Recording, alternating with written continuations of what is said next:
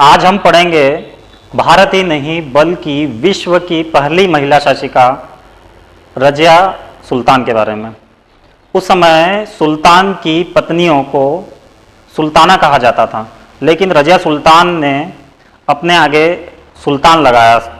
वो अपने आप को पुरुष की तरह मानती थी। उसने अस्त्र शस्त्र की शिक्षा ले रखी थी और विश्व की पहली महिला शासिका होने का उसे गौरव प्राप्त हुआ। उसका नाम इतिहास में स्वर्ण अक्षरों में लिखा हुआ है।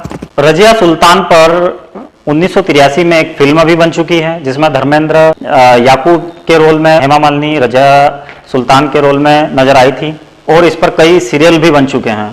कॉम्पिटिटिव एग्जाम की दृष्टि से रजिया सुल्तान को पढ़ना बहुत महत्वपूर्ण है। रजिया सुल्तान पर कई महत्वपूर्ण प्रश्न बनते हैं, जैसे प्रदा प्रथा का अंत किया और विश्व की पहली महिला शासिका, और भी बहुत कुछ। चलिए एक बहुत आसान ट्रिक से हम रजिया सुल्तान के पूरे जीवन के बारे में पढ़ते हैं।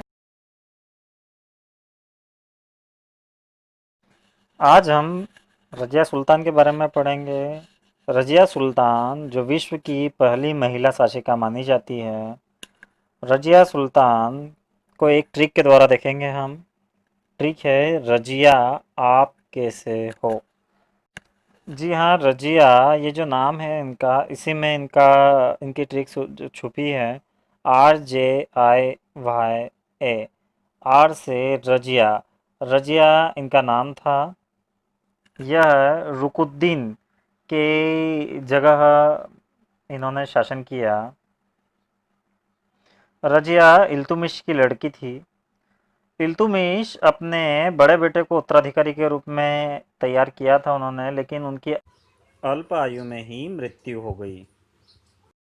फिर उन्होंने मुस्लिम वर्ग को इल्तुमिश का किसी महिला को वारिस बनाना नामंजूर था, इसलिए उसकी मृत्यु के बाद उसके बेटे रुकुद्दीन फिरोज शाह को राज सिंहासन पर बिठाया गया।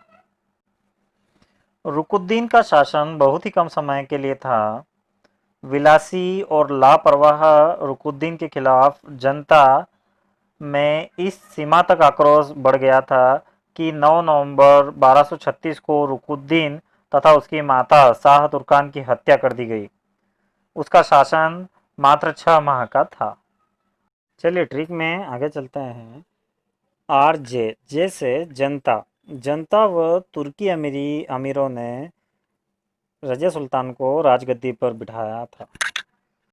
इस तरह रजिया सुल्तान 1236 ईस्वी से 1240 ईस्वी तक दिल्ली सल्तनत पर इन्होंने शासन किया। आय से इल्तुमिश की यह पुत्री थी। ये अपने पिता के साथ शुरू से सैन्य गतिविधियों में इंटरेस्ट लेती थी। तुर्की मूल की रजिया को अन्य मुस्लिम राजकुमारियों की तरह सेना का नेतृत्व तथा प्रशासन के कार्यों में अभ्यास कराया गया, ताकि जरूरत पड़ने पर उसका इस्तेमाल किया जा सके। भाई से याकूत। याकूत और रजिया प्रेमी थे, तो कुछ स्रोतों के अनुसार दोनों करीबी दोस्त और विश्वास पात्र थे। इन दोनों पर रजिया सुल्तान और याकूत की प्रेम कथा पर फिल्म भी बनी है, रजिया सुल्तान, जिसमें धर्मेंद्र ने याकूत का रोल तथा हेमा मालिनी रजिया सुल्तान के रोल में नजर आई थी। और रजिया सुल्तान ने याकूत को अश्वशाला का अधिकारी नियुक्त कर दिया था। इन सब से रजिया ने तुर्क वर्ग में अपने प्रति ईर्ष्या को जन्म दे दिया, क्योंकि याकूब तुर्की नहीं था।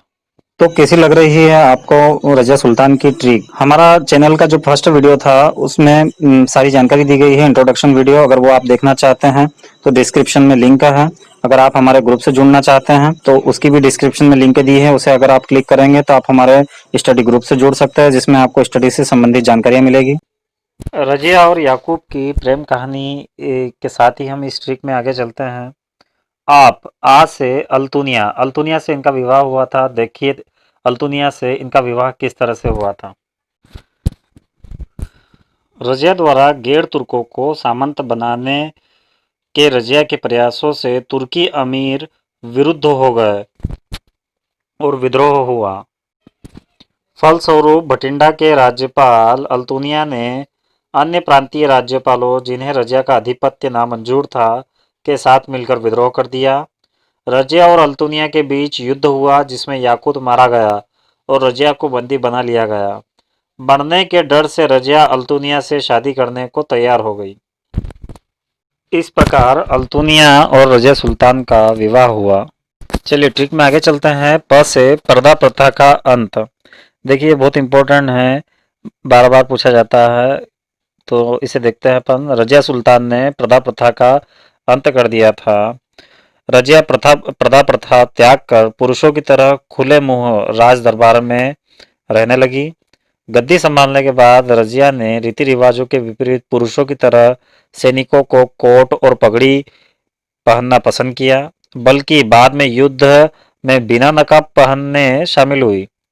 रजिया ने पर्दा प्रथा का त्याग कर पुरुषों की तरह कुर्ता, काबा और टोपी पहनकर दरबार में खुले मुंह जाने लगी। चलिए आगे चलते हैं ट्रिक में। के से कैथल में डाकुओं द्वारा हत्या कर दी गई रजिया की।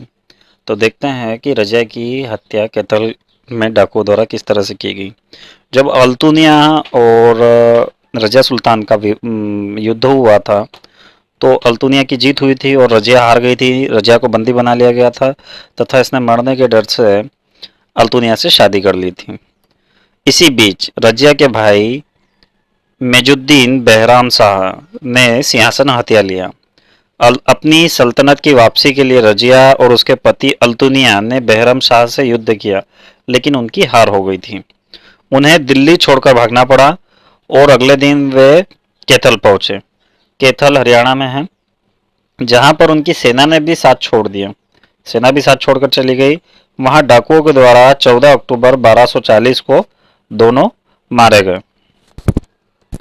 इस तरह से हमने रजिया सुल्तान के पूरे जीवन के बारे में पढ़ा एक ट्रिक के माध्यम से।